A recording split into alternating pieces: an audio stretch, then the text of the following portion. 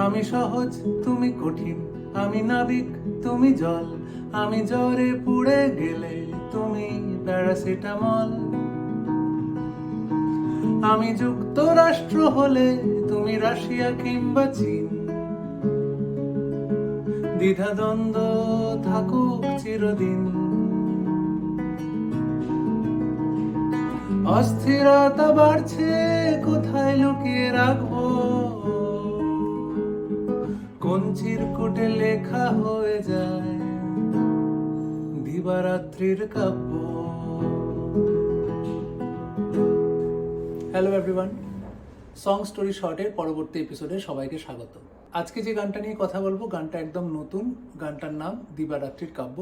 বুঝতেই পারছেন, গানটার নাম আমি ধার করেছি মানিক বন্দ্যোপাধ্যায়ের বিখ্যাত গল্প থেকে, দিবারাত্রির কাব্য। এই গানটার জন্মের কথা বলি, যে কি করে এই গানটা জন্ম নিল।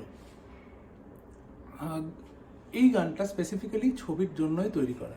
এটা আমি নিজের খেয়াল খুশিতে বানাইনি। ছবিটার নাম আলাপ, যেটা আগামী এপ্রিল 26 তারিখে রিলিজ করতে চলেছে।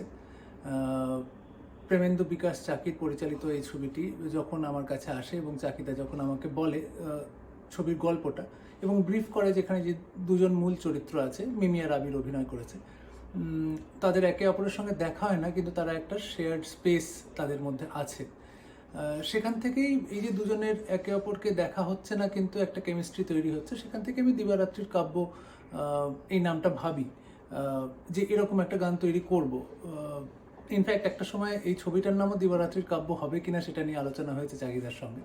যাই হোক, গানের কথায় ফিরে আসি। যে তারপর আমি গানটা নিয়ে ভাবতে শুরু করি যে এই যে দুটো মানুষ, তারা একে অপরকে দেখছে না, তাদের মধ্যে ঠিক এটা প্রেম নয়, এটা প্রেমের গান নয় একদমই, এটা এক্সিস্টেন্সের গান, একটা দুজনে একসঙ্গে সহবাসের গান। দুজনেরই দুজনকে কোনোভাবে হয়তো প্রয়োজন, এবং সেখান থেকেই এটা দিন রাতের একটা গল্প, দিন রাতের একটা কবিতা জন্ম নিচ্ছে। তো এই গানটা বলছে কি, গানটা বেসিক্যালি বাইনারিকে সেলিব্রেট করছে।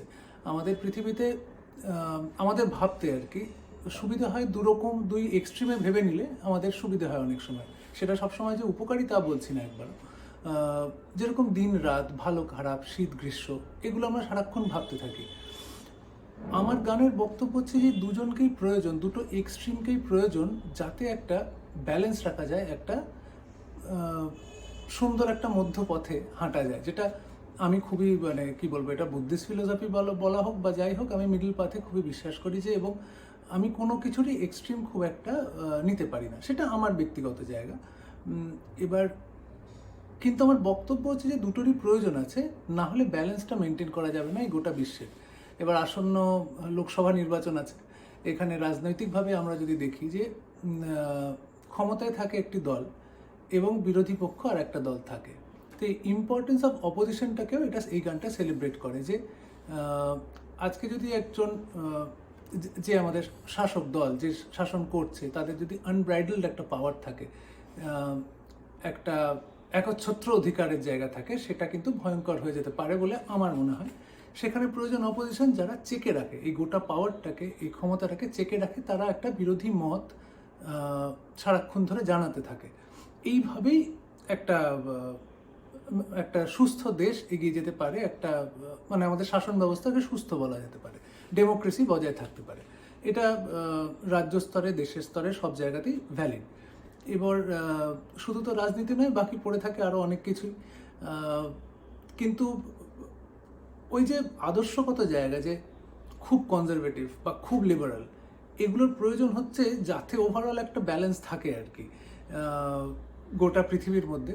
সেই ব্যালেন্সকে সেলিব্রেট করা, সেই দুটো মতকে একসঙ্গে, আসলে ভালো খারাপ মিলিয়েই এই দুনিয়াটা, এবং ভালোকেও আমরা সেলিব্রেট করছি, খারাপকেও সেলিব্রেট করছি। ঠিক সেলিব্রেট বলবো না, এই যে দুজনের একসঙ্গে থাকাটাকে, এটাকে অ্যাকসেপ্ট করা, সেটাই এই গানটার কি বলবো, সেটার একটা আমি করার চেষ্টা করেছি। জানি না সেটা কিভাবে কনভে করতে পেরেছি আমি, যে যুক্তরাষ্ট্রের শক্তিও থাকছে, ওদিকে চীন রাশিয়ার শক্তিও থাকছে। এই সব কিছু নিয়ে পৃথিবীর একটা ব্যালেন্স যেন কোথাও মেনটেন হচ্ছে। জানি না কতটা হচ্ছে, কিন্তু ভাবতে চাই আর কি, যে দুটো ভিন্ন মতের এক জায়গায় এক জায়গায় সহবাস, মানে এই যে প্লুরালিজমটা সেটাকে আমি সেলিব্রেট করতে চাইছি। গানটি আমার সঙ্গে গেয়েছে লগ্নজিতা। গানটা সকল অডিও প্ল্যাটফর্মেই মানুষ শুনতে পারবে। জানাবেন কেমন লাগলো এই নতুন গানটা।